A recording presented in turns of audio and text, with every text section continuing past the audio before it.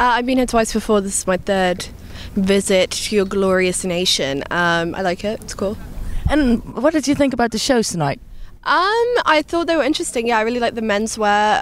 I thought it was wearable, and it's nice to see, a modern aesthetic ushered into menswear that's also something that's quite retrogressive and is interesting to look at because it's, flirty and sexy as well as being masculine.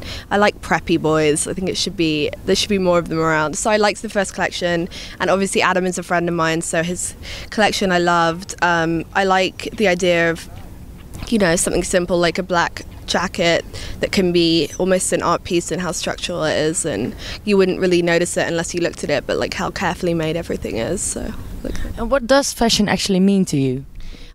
For me it's really important because people judge you on how you look. Like, scientifically a person's perception of you is made up in the first 2 minutes of meeting you, and of course it's based on how you look, how you have presented yourself, how you assert your individuality, which is all through clothing. So it's important in that way. It's like a major part of modern society, so I care about it in that sort of sense. But I think people can take it too seriously as well, and I don't like when people are too like fashion. It's cheesy. It's like Zoolander. You have to be a little bit your own identity. Yeah, I don't want to be like Bruno.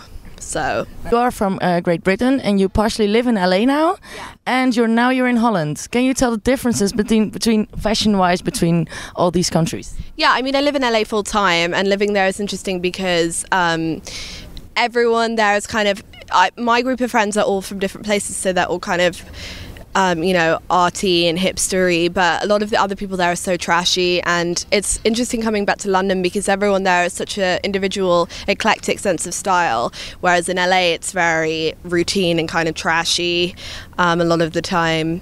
And Holland, I mean, I don't really know because here in Amsterdam I've just seen people wearing like orange because of the football, so I haven't really had an experience with fashion here. Maybe when the orange leaves the streets I will be able to have a gander at other stuff. Yeah. For tonight, what are you going to do in Amsterdam?